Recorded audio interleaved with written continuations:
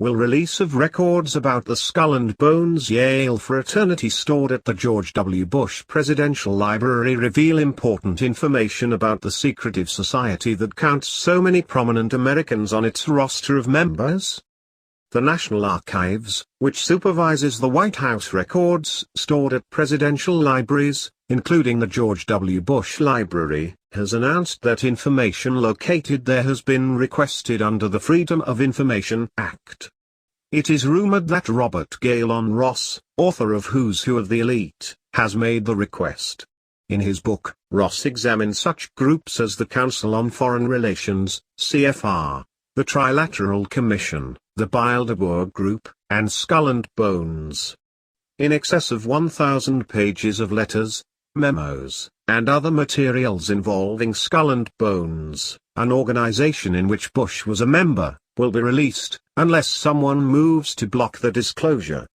While the CFR, the Bilderberg Group, and the Trilateral Commission are private organizations in which many of the world's most powerful individuals meet in secret to discuss international issues, the Skull and Bones organization is a college fraternity found at only one institution of higher education, Yale.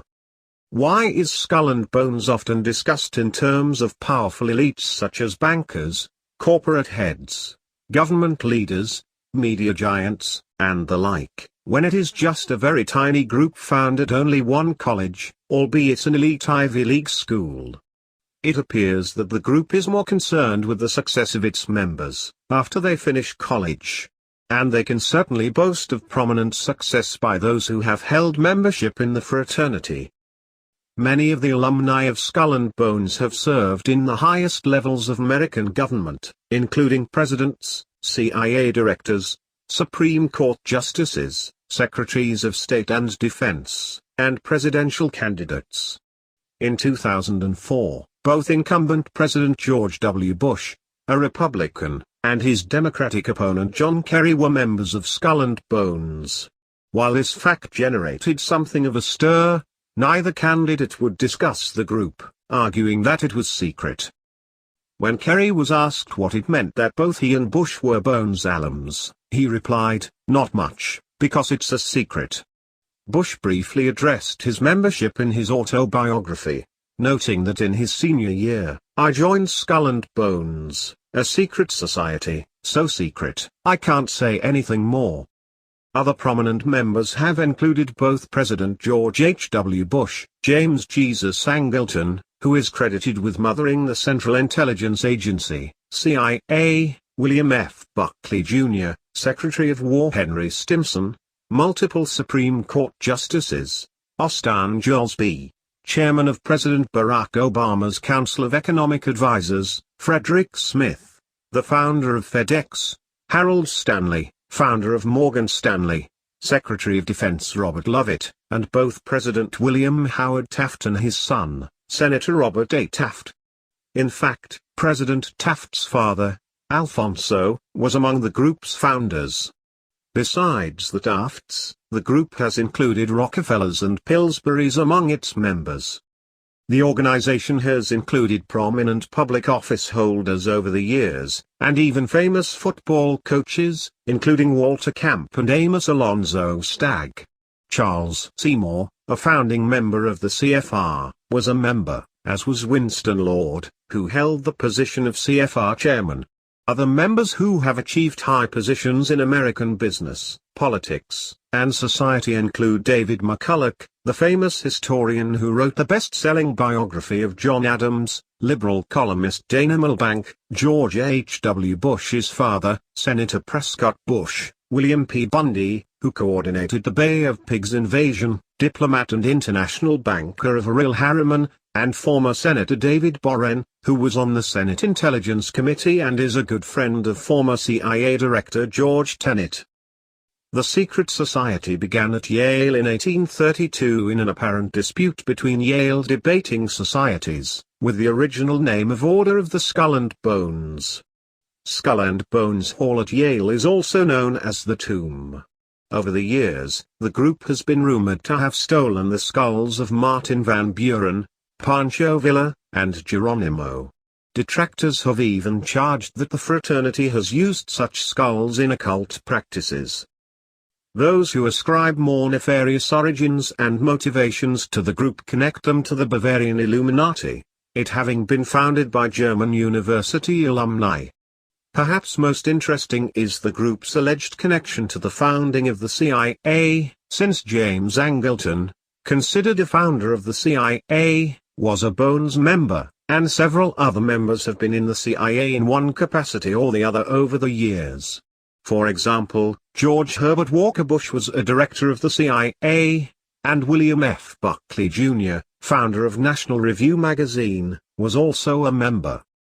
Anthony Sutton, a scholar at the Hoover Institution of Stanford University, wrote several books about the connections of Wall Street, such as Wall Street and the Bolshevik Revolution, Wall Street and FDR, and Wall Street and the Rise of Hitler.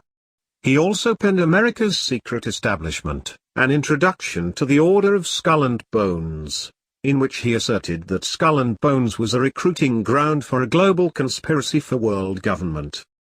Of course, the grandson of founder Alphonso Taft, Senator Robert A. Taft, was a prominent leader in the non-interventionist wing of the Republican Party in the 1940s and early 1950s, and his membership would seem to argue against the conspiracy theory of Skull and Bones.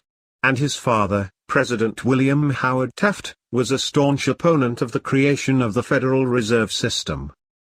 But, then again, those who argue for Skull and Bones as an important recruiting ground for the American elite might counter that not every member of Skull and Bones is recruited into the American establishment, and some of its members live out the rest of their lives in relative obscurity. And Taft certainly could have been president, had he been willing to adopt a more internationalist tone. In June of 1940, Senator Taft was invited to an exclusive dinner party hosted by the publisher of the New York Herald-Tribune, Ogden Reed, and his wife.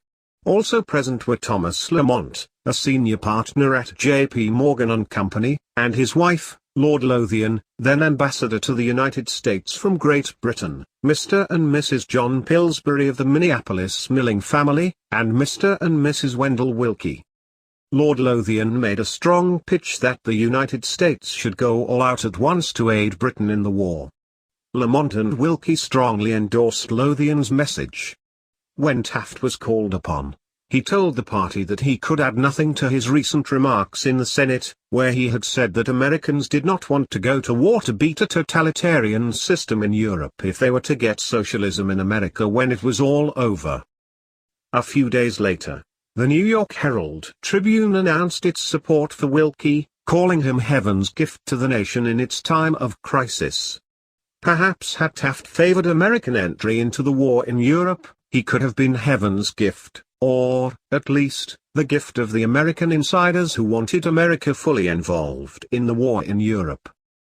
It would be surprising if any records demonstrating proof that Skull and Bones is such a recruiting fraternity for the American establishment would be in the Bush Library, like the fictitious presidential book of secrets in the movie National Treasure, which supposedly is just sitting on a shelf in the Library of Congress.